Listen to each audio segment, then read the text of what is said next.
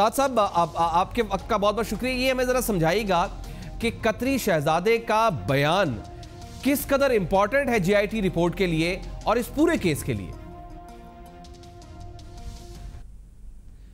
जी बहुत शुक्रिया। सबसे पहली बात यह है कि जी कतरी शहजादे का बयान कम से कम PMLN के पर्सपेक्टिव से, नवाज शरीफ साहब और उनकी फैमिली के पर्सपेक्टिव से ये मरकज़ी अहमियत का ये हामिल है, क्योंकि उनका पूरा डिफेंस जो सुप्रीम कोर्ट के अंदर पेश किया गया और जो बड़ी वाज़ेह तौर के ऊपर रिपोर्ट हुआ था कि हमारे पास मनी ट्रेल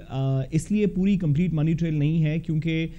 ये जो कतरी शहजादे तक पैसे जो 12 मिलियन दिरहम जो इवेंचुअली पहुंचाए गए वो कैश की सूरत के अंदर पहुंचाए गए मियां मोहम्मद शरीफ साहब की तरफ से, और कतरी शहजादे ने एक सेटलमेंट के अंदर बेरर सर्टिफिकेट्स हुसैन नवाज साहब के नाम पे कर दिए, जिसका कि कोई मनी ट्रेल उस तरह वाज़ेह तौर पे बैंकिंग चैनल से है नहीं। और कतरी शहजादे का ख़त जो है वो इस बात की नवाज शरीफ साहब की फैमिली की तरफ से तस्दीक करता था। दूसरी बात ये इसके अंदर बड़ी अहमी है जो कि बड़े अहम का हामिल है, जो कि जीआईटी के इस लेटर के अंदर भी साथ वाज़ेह की गई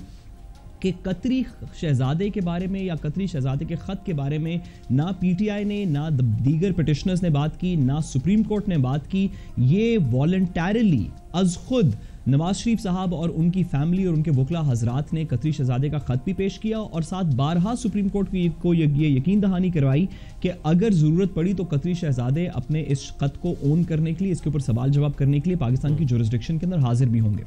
तो इस सारी सिचुएशन के अंदर नवाज शरीफ साहब का डिफेंस उस वक्त तक मुकम्मल नहीं हो सकता जब तक कतरी शहजादे के खत की वेरिफिकेशन ना हो जाए और उसके ऊपर सवाल जवाब ना हो जाए उनसे खुद। साहब हम और क्या हम ये कह सकते हैं कि इस वक्त जीआईटी की रिपोर्ट मुकम्मल होने में, जीआईटी रिपोर्ट को मुकम्मल कंपाइल समझा जाने में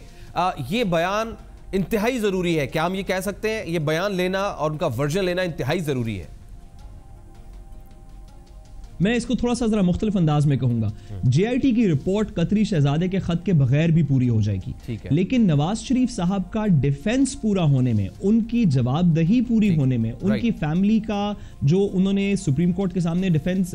पेश किया वो अगर इस्टेब्लिश होना है और अगर उसके अंदर कोई सच्चाई है और अगर उसको अदालत यकीन उसका करेगी तो ये होने के लिए कतरी शहजादे की जो टेस्टिमनी है वो बड़ी ज़रूरी है, क्योंकि उसके बगैर जिस तरह सुप्रीम कोर्ट ऑलरेडी कह चुकी, ना सिर्फ कि आसिफ खोसा साहब और गुलजार अहमद साहब की जजमेंट जो कि नवाज शरीफ साहब की फैमिली के खिलाफ है, बल्कि इजाजुल एहसन साहब की जजमेंट जो कि मेजॉरिटी की जजमेंट है वो भी बारहा कह चुके कि कतरी शहजादे की टेस्टिमनी के बगैर उस जजमेंट में लिखा है कि ये बज़ाहिरन ये वाला खत कतरी शहजादे का बिल्कुल झूठ के ऊपर मुनसर लगता है, या कम से कम ये बिलीवेबल नहीं लगता। मैं अल्फाज ट्विस्ट नहीं करना चाहता, उन्होंने कहा ये बिलीवेबल नहीं लगता। और जब अगर इसको बिलीवेबल करने की सिर्फ एक ही सूरत है कि अगर उसके ऊपर टेस्टिमनी दी जाए कतरी शहजादे की तरफ से।